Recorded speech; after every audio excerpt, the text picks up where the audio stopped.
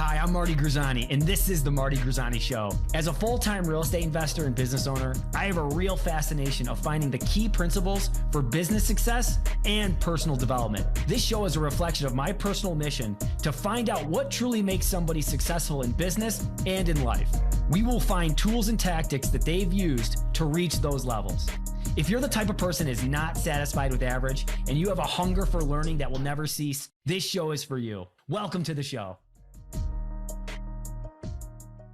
And that's fine, Dara. That's fine. I don't, I like to ask the questions, and for the audience, they don't know this, but I send out questions because, sometimes for people when it's their first podcast or their first kind of sit down and chat, it can be nerve-wracking, and you want to be able to have something to say, and you're like, oh geez, I don't know, what is he going to ask? What are they going to say?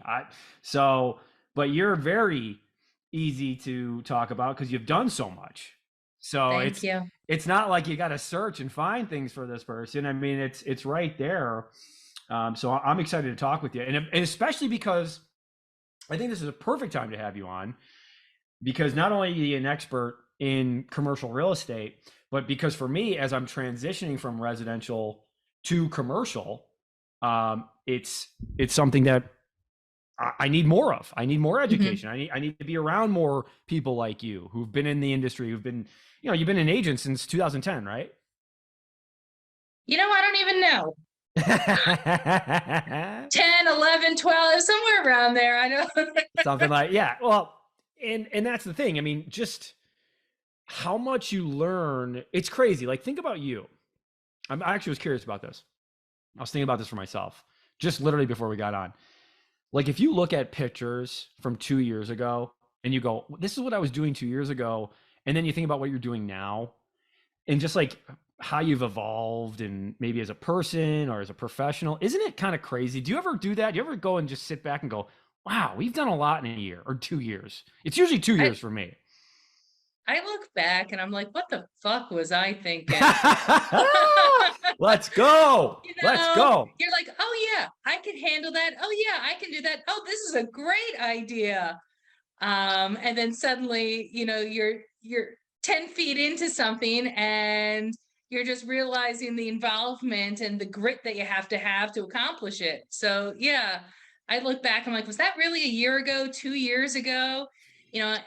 And as time has gone on and, my volume has adjusted upwards, thank God, and how, my businesses have all come through being in commercial real estate, each one of them. So, I think I look back and I'm like, wow, I thought I was doing great then.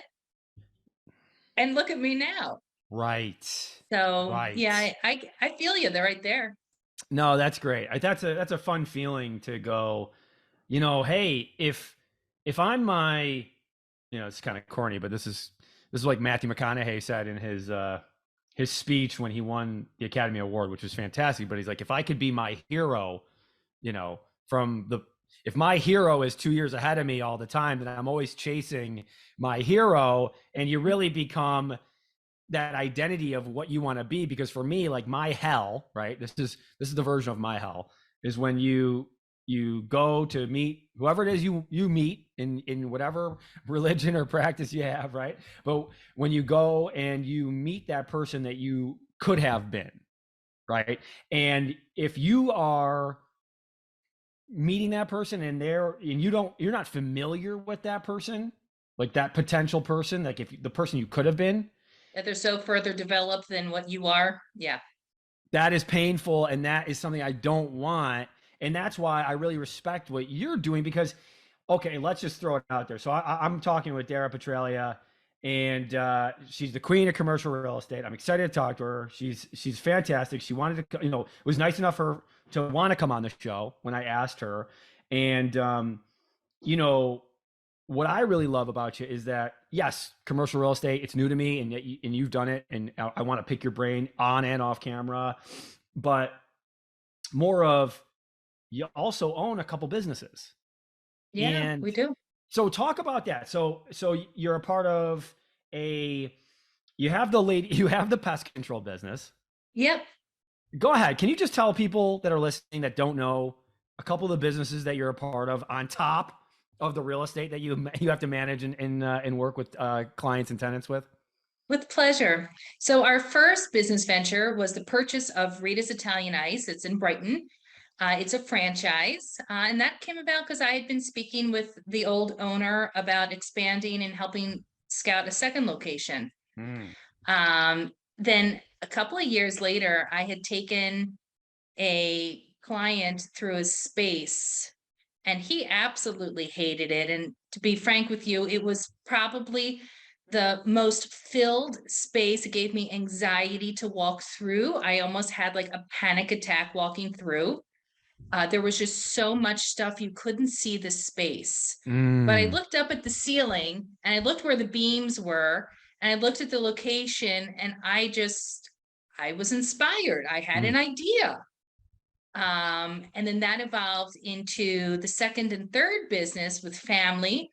It's Ryan's Rock and Deals out at Stone and Dewey, and then a walk-up window of Rock City ice cream. So those two kind of came about just from inspiration, taking a client through who just could not see through the space, and I just saw a beautiful opportunity there. Mm. And then lastly, pest control, Ladybugs All Pest Solutions, came about through a business broker that I work closely with and do all of his commercial real estate evaluations. And it came about during COVID. So, real estate was non-essential. And he reached out and he's like, do you know anyone who might want an essential business? I said, well, I don't know. Tell me more about it. And it was pest control. And I froze. It took me 3 weeks to adjust to the idea of maybe getting into pest control. I had an array of mixed emotions of like, I hate pests. Right. I know nothing about this industry. And yet I was reflecting on all the different clients that I'd helped with over the years. And it, in a very weird way, kind of made a lot of sense for me, for my husband who works with, hundreds of new homeowners a year. So it was just perfect timing. It took me a while to pair myself mentally to get into that field. And we're blessed. We have wonderful teams at all of the businesses. So, But it's right on really, though, Dara. It's right.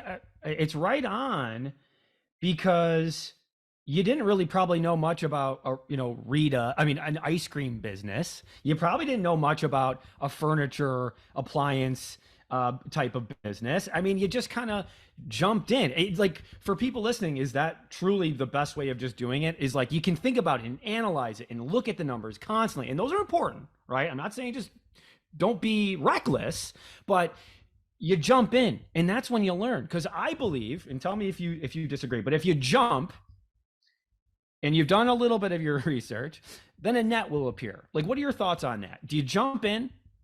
I'm a 2 feet jumper. Love it. Love it. And I think a lot of people in commercial real estate are and in business are, because you have to have a certain risk tolerance. You have to have the stomach to be an entrepreneur, to not have a weekly, monthly, or even, every 3 month paycheck. You have to be able to be creative and problem solving. I would say that I'm probably the most fortunate out there because while, I'm the creative visionary, I would say the personality of my marriage. My husband is an MBA. He's the methodical, meticulous one in numbers and projections. And we can really bounce through something relatively quickly, logically. Um, I think every successful business has a team that has both the visionary and the execution. And for me, it's my marriage, and that carries into all of our businesses. That makes sense. I met Ryan. He's a great guy. And Ryan is my brother-in-law, all right, we'll cut that out. So, Joe. My um, husband, Joe, yes. Joe. Okay, sorry. We'll cut that part out. Okay, so, but hold on. The person I met, and this we'll cut out, but Joe, I met at the storage facility, right? When you Yes. guys went there. Okay, that's what I meant. Okay, I His meant Joe. brother Ryan is Ryan of Ryan's Rockin' Deals. Okay, that's when I was doing the research. Da da da da da. Okay, all right. That's 5:45. They do look alike though. Okay. So Joe, your husband, I met actually we met before we've met a couple times. So, but we met at a storage facility. Do you guys own storage facilities too? We don't. You were We looking at don't. We one, or were were you? looking for maybe a property, um, but I think we're more business people. Yeah. Well, you're busy and you have a lot of other things going on. So you so so bring me back to Rita's. That was the first business you bought? Yeah, Okay. So you had been working on, and I know a Rita's guy, I got to just mention him, in New Jersey, John Moradian. I don't know if you're familiar with him. I don't. There's about Okay. 800 nationwide though. Yeah, there's a lot. And he's in a mastermind I'm in. I'm a big fan of John. So shout out to John if you hear this. So, okay. So this is what's interesting about commercial real estate is that you learn so much about business and you learn so much about businesses. And then you go, man, this person's done this and they're not a rocket science. They're not quote unquote better than me. Why couldn't I do something like this? Like I see the numbers, they make sense. Like, is that your thought when you're looking at businesses too? Um, I don't want to say that like I compare myself intellectually to other people. I would say that, Fair. you know, I would say that I always look to see what the opportunity is. I look through a different lens um, than than most people. And I think that that's, the general consensus with entrepreneurs. You're looking at something, the angle is, how can this be better? Mm. Where's there room for improvement? Where's the upside? How can this Mm. be repositioned? Mm. And, like with pest control, I have had, dozens, if not hundreds of clients over the years that have needed to hire that service. And I didn't have an existing relationship with one, but I had had different companies over the years in my homes. One being that used a scare tactic when I was a single mother of 5 young kids and scared me into signing this very expensive, pricey monthly service because, my children could die, Oh, Jesus. and eventually got past that. And I hired a different company who disrespected my time. They were no shows. I would have a window. There were no shows for days on end. And there was no accountability and there was no respect for my time, for my home. And when the opportunity presented itself, I was like, there is a better way.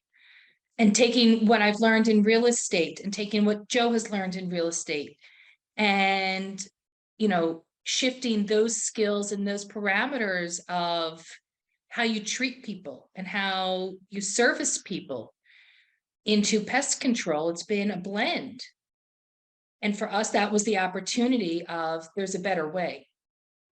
That is, if you guys rewind that, that's really, really good. I mean, the Queen is dropping some royal nuggets right now. I think, finding ways, finding the opportunity, and especially, and not a lot of people were probably thinking that way during COVID, right? During that time, a lot of people were maybe like scarcity mindset, where, oh my Yeah. God, how could I expand or buy something when I don't know what's going to happen? I need to conserve, right? And kind of, and that is a benefit for those who are thinking positively, right? And optimistically, which I believe you are, right? I believe Joe is. And it's like, well, then opportunities come to positive and Opportunities always come.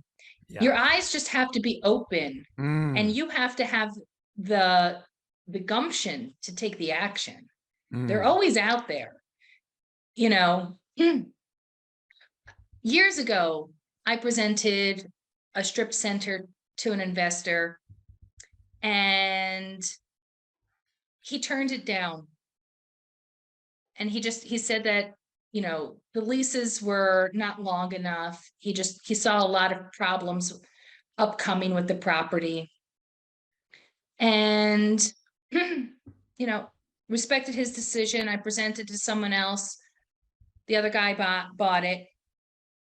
We extended the leases. We negotiated early extensions and repositioned the property. And then when the new owner went to go and refinance it, there was a 7-figure increase in appraisal. Powerful.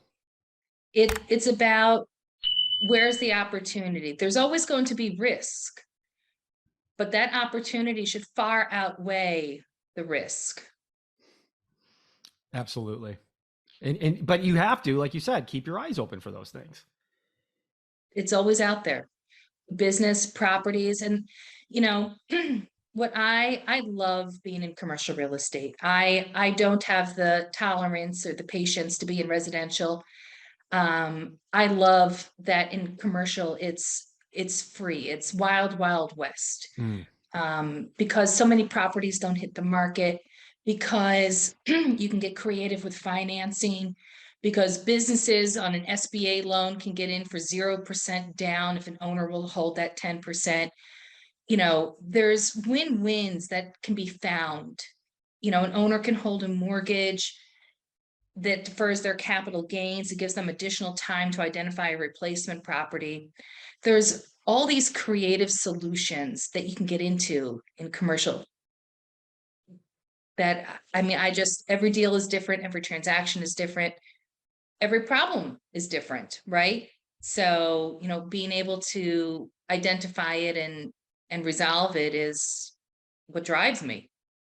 Well, it's being like a problem solver, right? And if you're able to do that, especially with what I'm seeing now, and let me know, maybe it's always been there, but because the interest rates are so high, the sellers are very much approachable with seller finance. Can you explain a little bit about seller financing and why that's, and you did a little bit, but why that's such a benefit to the seller and why it's a benefit to the buyer?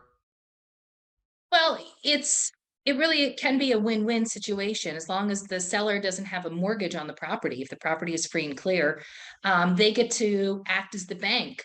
Instead of going to a lender for a mortgage, the seller acts as the mortgage. And let's say that's 8, 10, 12%, whatever interest rate they're going to charge you. They still maintain first position on the property. So they have the protection should a buyer default, but there's very few obstacles that have to be overcome with seller financing. Whereas with a traditional mortgage, for multifamily, the bank has to review every lease. They have to review all the deposits. They need the last 3 years of K1s.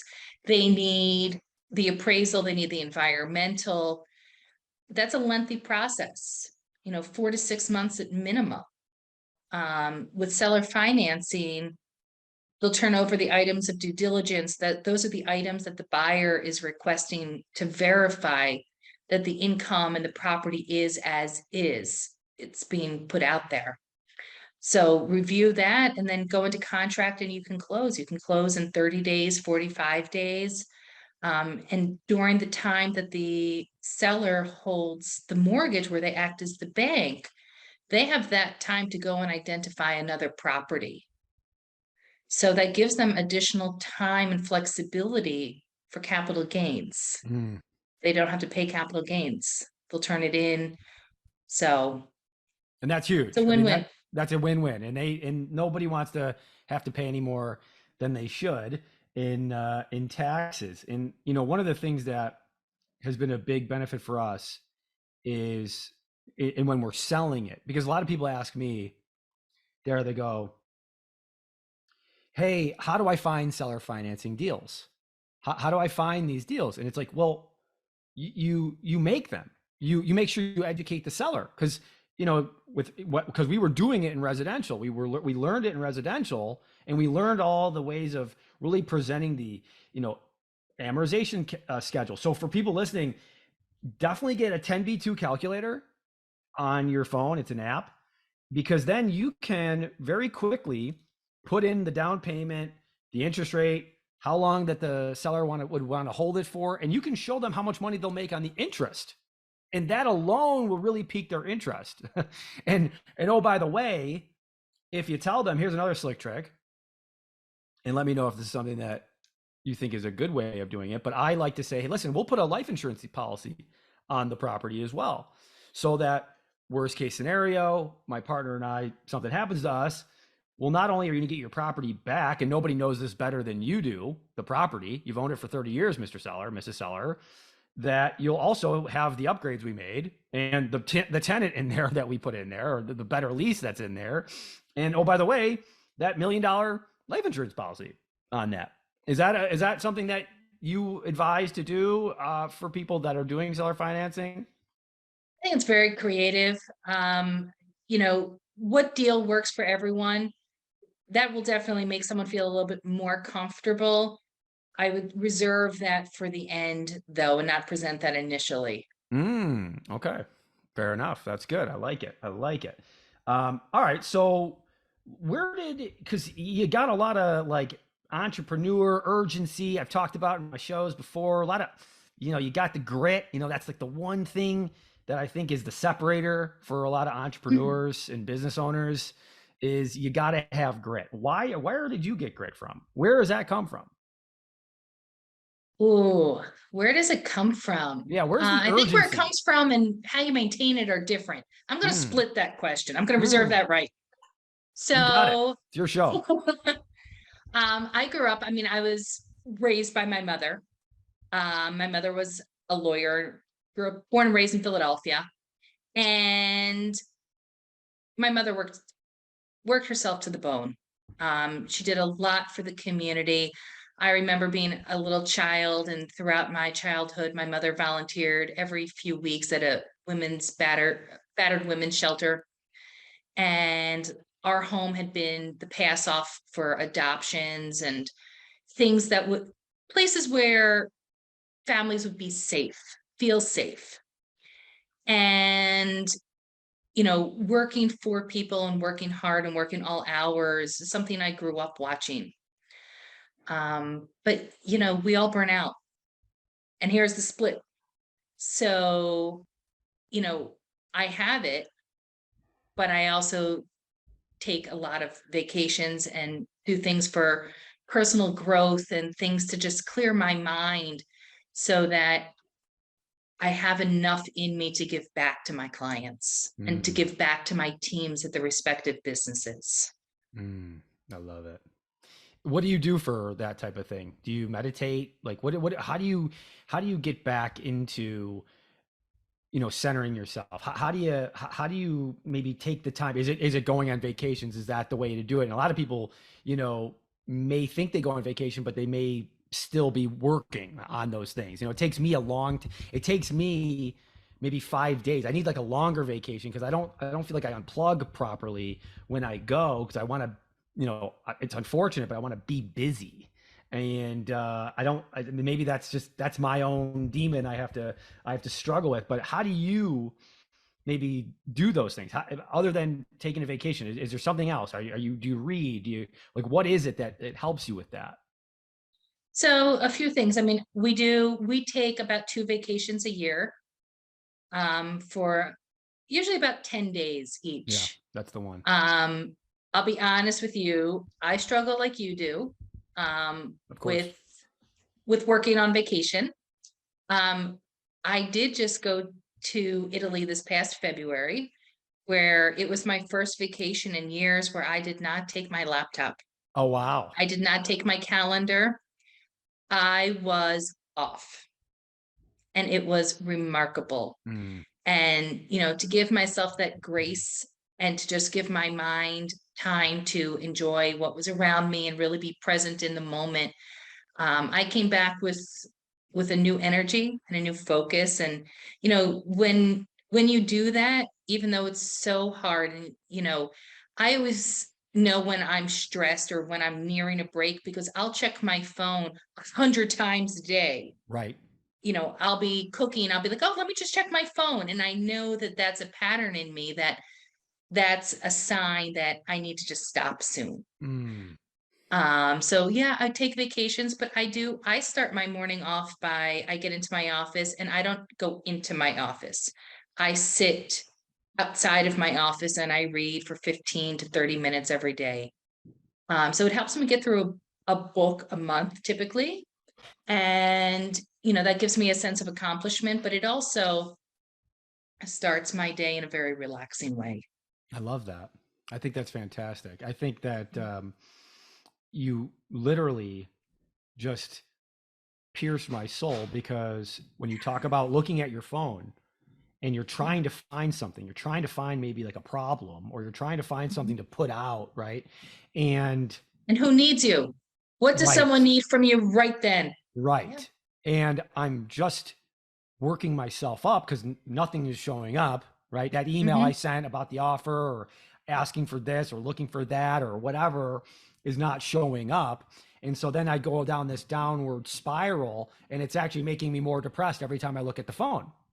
Yeah. And it's very interesting you said that. So just as soon as you notice that, and then take a step back, I think that's brilliant. I think that's Yeah. something I needed to do, and I'm going to do. It's just, it's tough to sometimes realize that in the moment that's what you're doing, and being Yeah. You cognizant. have to be very self-aware and you Mm, also have to be disciplined enough to know that that's what you need and what's best for you and to just do it. Just shut off the phone, leave it at home. Like I'll go out for a drive, I'll go out to Eastview or something. Nobody needs, no one's dying in 2 hours, right. like It's the going to be world will go okay. on. Yeah, it's going to be, and it's almost like who do you think you are? In a way, it's like, listen, you're not that important, Marty. Like, you're not Right. that important. You can take some time. You can take some time to really care about what is important. That's yourself and the people around you, and being present with them. And I need to do a better job of that. It's Um, much more valuable than your phone and then electronics. yeah, exactly. Yeah, it's something I need to work on. Do you have we talked a little bit when you're analyzing, looking at things business wise. Do you have like a formula or a process when you're looking at something, like a decision? When you're making a decision, do you have a formula or a process that has worked well for you, or is it just, like literally for me, sometimes I have a good gut feeling on things. The gut. Is that what you trust as well? Yeah. Because you can talk yourself into or out of anything. Mm, You can rationalize, you can strategize, you can plan. Either it's a go or it's a no go. But your gut is never going to lie to you. When you get that pause, it's a no go. If it's I'm terrified but excited at the same time, it's a go. you know yeah. your mind will steer you, and your mind will steer you based on your environment, right? I mean, if you're around people who are small minded, if you're around people who you know have never taken a risk in their life, they've never been on the verge of having a huge win or on the verge of a huge loss, you're probably going to be influenced by them. If they're like, wow, this is just, you could go bankrupt, you know, you could also make 8 figures. Change your life. Where do you fall? It depends on who you're talking to about it. What do you do to be around those like-minded folks? Is it through networking? Are you in certain clubs? Are you a part of you know, strategic partnership groups, that masterminds? Is that something that you do? Is it something that you think is important? I think it is important. I think it's extremely important. I don't belong to I belong to a BNI group. Mine is probably the black sheep of the groups, but we're all business related. I belong to NYSCAR, the New York State Commercial Association of Realtors group, CCIM, Certified Commercial Investment Member, ICSC, the International Conference of Shopping Centers. Those are the groups that I belong to. I would say I surround myself with people who are pretty much commissioned based, Mm. because I think that there's something that you can't understand if you have a paycheck every week. Uh-huh. That, the people that, I can pour my heart out to are the ones that struggle like I do. Are you going to make payroll? How are you going to pay for this repair? You need new equipment already? Those are the struggles that the people that I'm close with can all relate to, and by the grace of God, we all get through it. But you're always going to have those fears, those struggles, but also you're always going to have that opportunity, that growth, and you're in charge of your own destiny. I'm not relying on whether Kodak succeeds, on whether they get a contract so that I can get a paycheck. You got to be around inspirational people. You got to And be around people that have done it or are doing it side by side with you.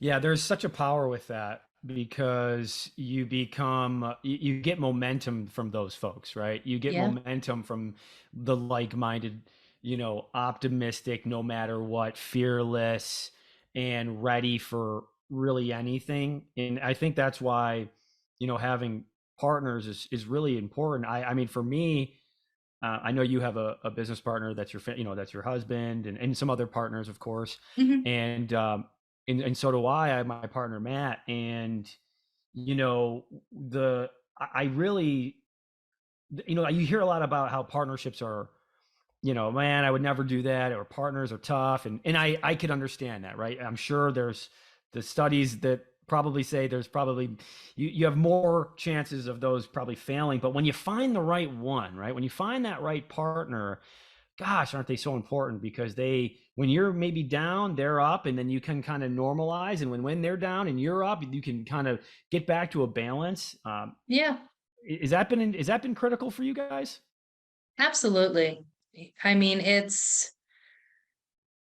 you know, over the years, I mean, I've had times where, my children have had medical needs that have pulled me out of the area.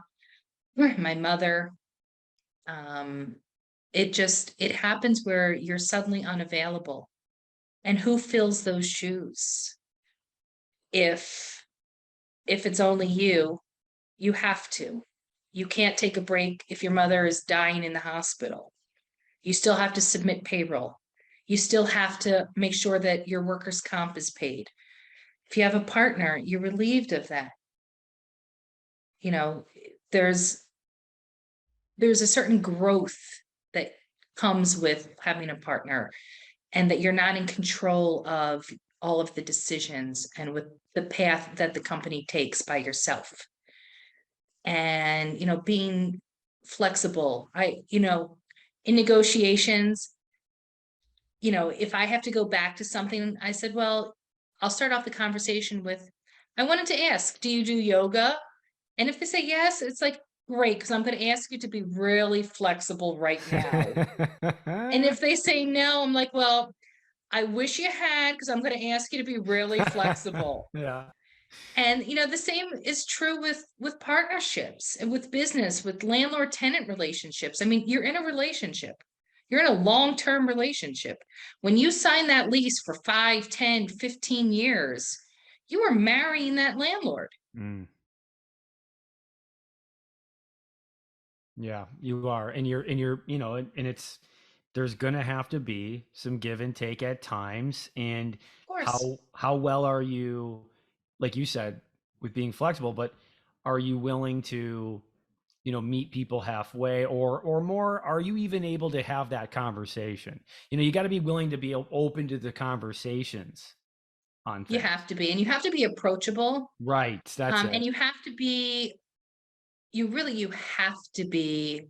able to see what their strengths are and say, well, you're much stronger at this than me.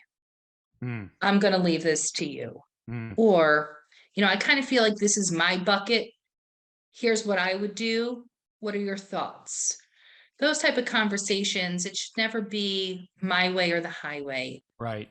Anyone who thinks that they're right or that their partner brings no value, that they shouldn't have an opinion.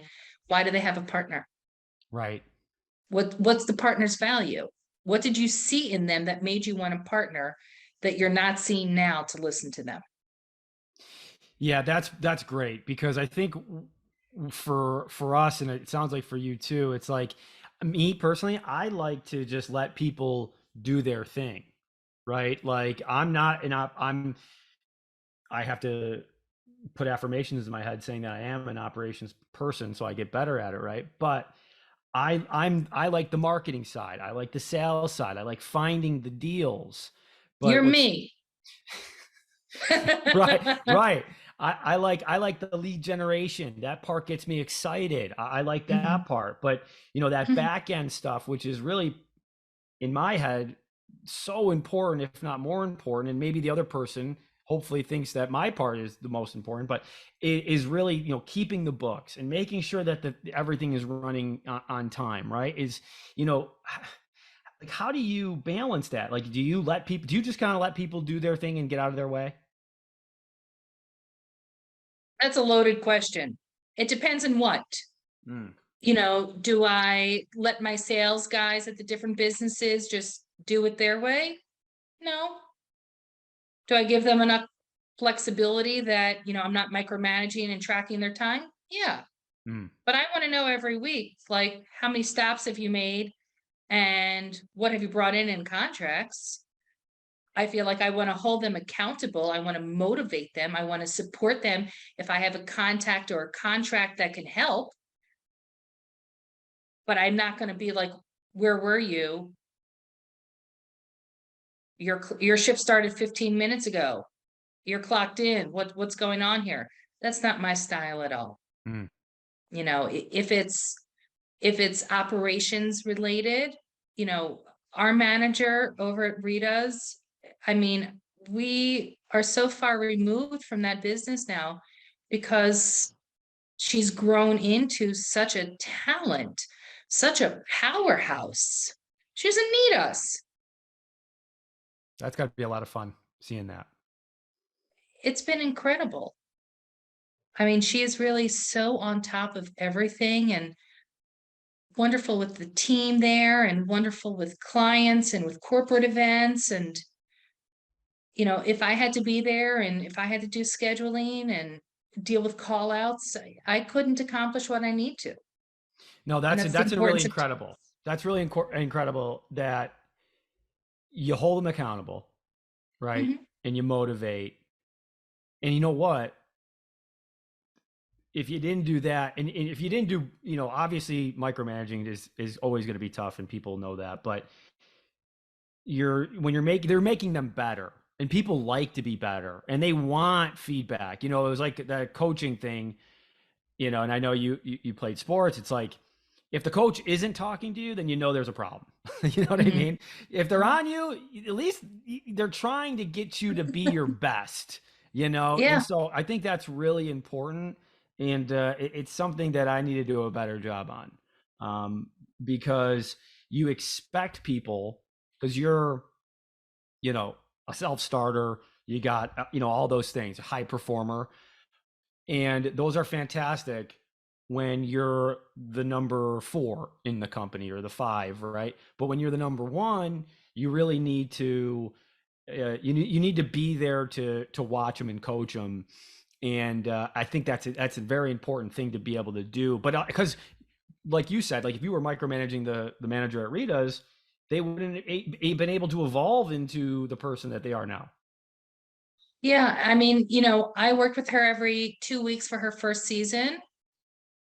That was about it. From that, she has God-given talent. She's got a good head on her shoulders, and I trust her. She handles the money, she handles the banking.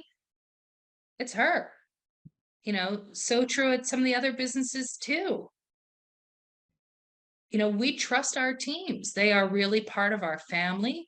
We genuinely care for them. We genuinely love them. We genuinely want them to succeed. Powerful. And I appreciate it. Now let's talk a little bit about real estate, right? But it's like so funny because it's such a business and it's like, but again, it's, it's just funny how it all kind of works. Like you need to be, that business mindset because you're not, if you're an agent, whether it's whether it's residential or commercial, you need to be thinking it as a business and absolutely that you're the CEO of your, because even if you're commissioned, I don't even care if you're a salesperson, you're the owner of that business, right? That Yeah. book of business, you're the owner of. So, but let's talk about upstate New York and Rochester, and then we can get into our speed round because I know we only have a limited time. But so what do you see right now with commercial real estate? And let's talk about, where I really think that, for me, my what I like is the industrial. What do you see with industrial? Do you think it's still going to stay hot? Retail, those are the two that I really like. So, what are your thoughts on industrial and retail in like the greater Rochester area? Hot or cold on it? Flaming hot. Flaming hot. I mean, it is, I mean, for the first time in my career, multifamily is not the number one search anymore. It's industrial. Industrial hasn't really been built in like over 30 years here. So there's a real shortage of supply. And while there was a shortage of supply prior to COVID, COVID really brought in a lot of international companies that once bridges and ports were closed, they couldn't manufacture things. So they now have a footprint in the United States so that should there ever be another pandemic or another shutdown, they have some facility here. Interesting. So, that's brought a whole new level of competition and need to our region. And, we are so attractive for so many reasons. First of all, we're the third largest investment city in the nation. So we always have eyes on us here in Rochester. Second of all, our price per square foot, let's call it $7 a square for industrial.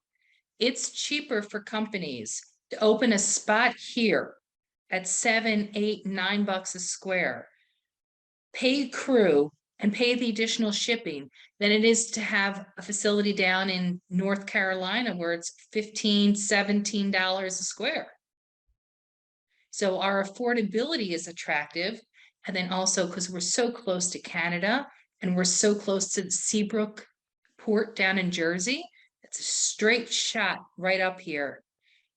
So we get a lot of food distribution here. Mm, okay. So there's a lot of demand. I think it's always going to be hot. Okay, so it's always gonna be hot. So that's what I wanted to hear. So that's great. So Retail, retail. retail is going to be hot too. There, I always laugh because I hear people say, "Oh, retail is dead."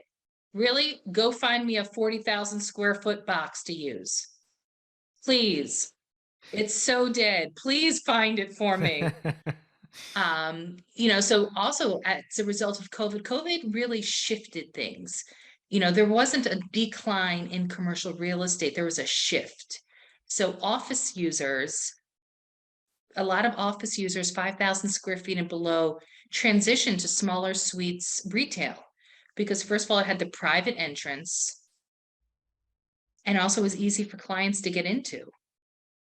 So we saw a huge uptick in these smaller size spaces. There's very far and few between now because office users have transitioned to being retail plazas. You see insurance agents and law firms and things that would traditionally be Yes. in an office building Right. Right. are now experiencing retail. It's driven prices up. And that trend will continue. Yeah. So what happens to all the office space in Rochester? Like what happens to some of that like smaller office space in some of the suburbs in, that was maybe like a mix of medical with some insurance, some attorneys? Is that still going to be okay? Or is it just that's going to be a tough one? And maybe even in the city, the office space of Rochester. What are your thoughts there? I think it's going to take a while to recover. I think, people got comfortable working at home but we're definitely seeing people be required to come back to the office. But the difference is they're not being required to come back to the office 5 days a week. It's either 2 or 3. So companies are able to take their 20,000 square foot office space, shrink it to 10 because employees are sharing desks and offices. So I think it's going to take a while for the office industry to recover. And I think a lot of office is going to be transitioned to medical because medical Mm, is still very in demand. mm. So medical office is still something that there could be some upside if you find the right deal. Yeah. And some repurposing of traditional office into medical. Mm. Interesting. So, this is my show. So I have some things I'm working on. The thing I wanted to talk to you about, in your opinion, can I trust CoStar with my looking at price per square foot? I mean, is it generally okay, or is it upstate New York? It's just not the best. Are you talking sales or lease? Lease, like if I'm looking at the leases on those, like if I'm pulling a full underwriting report on a property and I'm looking at what I think I can get, if I would tell especially you for, to trust your local commercial broker. okay. The problem with lease comps are twofold. Sales are verified by the county clerk's office. Leases, most agents, we're under NDAs. We can't disclose the details of the lease. So I can't report it. And for agents that do report, they're not necessarily reporting accurate information. Because then if they say, well, I leased this at $15 a square for 5 years, CoStar puts that into the system, then every agent knows that in 5 years, that tenant is going to be on the market. Right. So, you're relying on a lot of information that can't be disclosed, and you're relying on, the honesty or accuracy. Let's say accuracy, not honesty. You're relying on the accuracy of someone reporting to CoStar. Can you explain a little bit? Because I think when I first started, I didn't understand how commercial brokers even get paid. But can you in it based on the tenant, can you talk a little bit about what that would look like for someone who might be looking at a building or buying a building? Like, hey, that's great, that's that price. But when you're looking for a tenant, obviously, number one, you're going to want to hire a broker like yourself to find that tenant, um, because it's just putting it on Facebook or Craigslist. It's just it doesn't work like that because of the relationships like people that you have with folks, because you're waiting for them to, they're waiting for something to expire so they can get out or whatever. So how are commercial brokers compensated? Because that's a number, it's significant now that I know, to make sure that you're underwriting so that your numbers are accurate when you're looking for that capital. So can you talk a little bit about that? Yeah, so commonly, not across the board because every situation is unique, but commonly, there's the commercial commission rates range somewhere between 6 and 10%. And a broker the listing broker, so the person who is going to be responsible for marketing the space, helping identify a user and do the negotiations on a landlord's behalf, they collect the commission and then that is shared with a tenant's agent. And it's typically, 6, 7, 8, 9, 10% of the total term of the lease. So you back out the expenses usually. So like the real estate taxes, the insurance, maintenance, things like that. And then you get your number. Yeah, so let's just throw it out there. So a 20,000 square foot space at $5 a square foot, off the top of your head, what is somebody going to have to pay the investor to that agent for finding that tenant? I know it's a lot of a lot of variables, but what are they expected to pay for something like that if it's a 5-year lease, let's say? So in my mind, we're doing, what is that, $100,000 a year? You're doing 500,000. So typically 6 or 7% of that 500,000 is what's going to be due at commencement, which is when the tenant has moved in and has paid their first month's rent. There you go.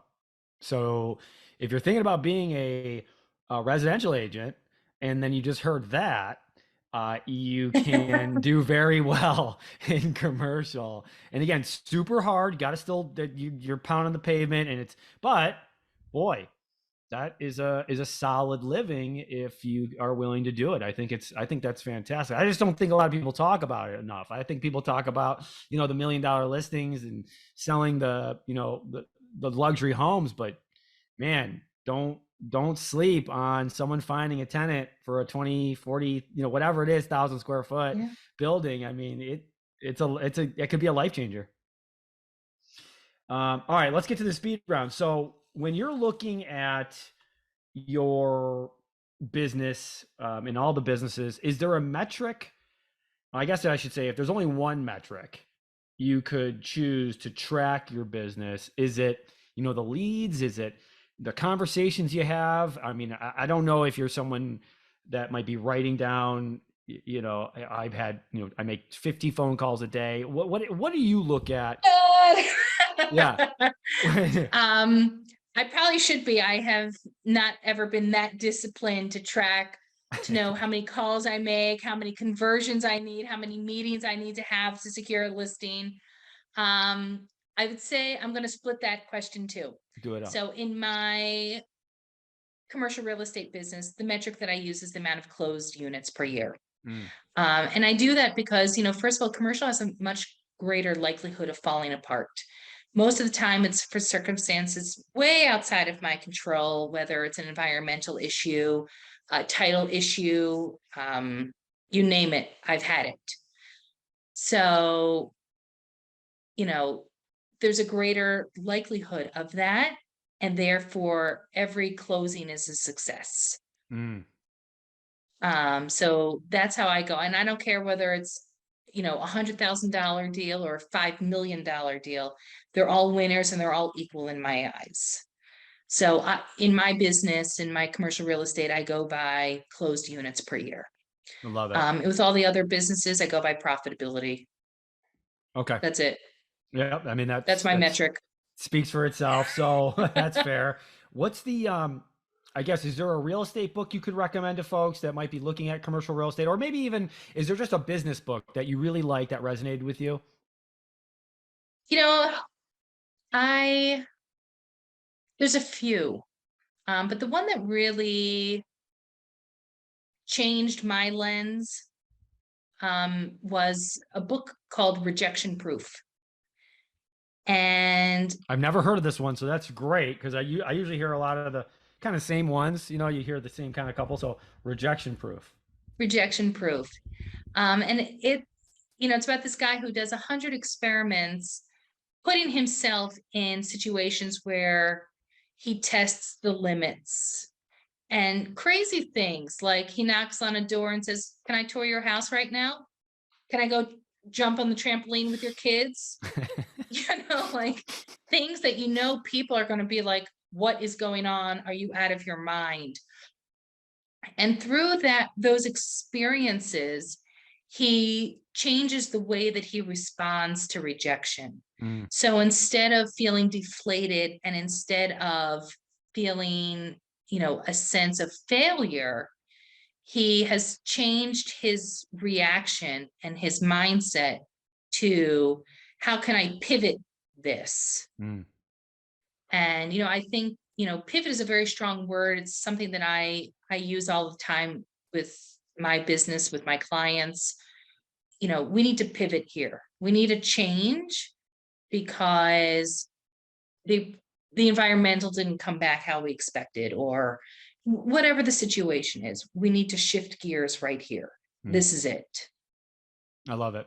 That's great. And it reminds me a little bit of when you say pivot, and then also at the same time, the rejection proof is that, I had a small mindset shift a couple years ago, and thank God I was in sales, because I would have been a complete blob at this, because I'm definitely someone who's constantly thinking about how the other person would feel, which is really what you don't want to do. Not that that's wrong, but it's more of like, you still got to ask for the order. You have to do yourself a service, by asking for the order on whatever that might be, asking that person on a date, asking for what you want, right? Because it's what do you want, and stop thinking about always the other person's feelings. Keep it in mind. Don't be a crazy person, but what is it that you really want? Because you're actually doing them a service by telling them, because they may want the same thing. And then you don't have to, go around all those things. But what I've said and what I've told a lot of my students or people that I've listened or people that that I care about is, go for the no, right? Getting yes is very hard. Like in sales and real estate, and when you're trying to talk and get someone to sell to you, getting a yes is super, super hard. Don't even bother with the yes. Go for the no's. Get as many no's as you can. Get that out of the way. Get a no for get 100 no's and get yourself an ice cream. Exactly. There you go. But get the no, even just by asking, because then you're starting to build up, and that's how you get momentum. Like whenever I'm not hot, whenever I'm not feeling like I got it, I just get on the phone and start asking for more orders, because I go, just make the call. You make the call, and then you start getting hot because you're talking. Now you're having a conversation, and just by connecting, you're like, hey, I had a good connection. The guy said no, but man, I had a good connection, and now I feel good. Now, boom, on to the next call. And that carries over. That's important stuff. Okay, great. You build a momentum. You're building momentum. All right. Yeah. So you told me about your networking that you do. So that was good, because I was going to ask you what type of networking that you do, and you're part of all those different groups. And my last question is for this. If you did lose it all. I'm ready. Make it a good one. If you did lose it all today, right? If you lost it all today, what would you do? Or maybe if you didn't ever get into real estate, what else would you do? If I lost it all today, I'd fucking restart tomorrow. I think that's the drive that an entrepreneur has is, oh shit, okay, let's go. If I were to pick a different career, I'd go into something artistic. I love it. Yeah. What would that be? I don't know. Writing? I just love arts and crafts. Arts and crafts? Well, your art and your craft is commercial real estate, and I really appreciate you coming on. This has been a lot of fun. I learned a lot about you, and the good, bad, and the ugly. It makes perfect sense on why you're as successful as you are. So I really appreciate you taking time. I know that the people listening had got a lot from this, and it's funny. It's just it could be anything. Real estate really is. It's a people business. It's understanding. It's listening. It's being willing to take a chance, and like you said, keep your eyes open. Yeah, the opportunity's there. It's always there. It's always there, folks. It's always there. Well, thank you so much. I appreciate you. Thanks for coming on the show. Everybody, that is it. That is the Marty Grisani Show. And we will see you next time. Bye-bye. Thank you for tuning into the Marty Grisani Show. If you're listening on Apple Podcast, leave us an honest rating and review. If you're on Spotify, make sure you follow us for weekly episodes.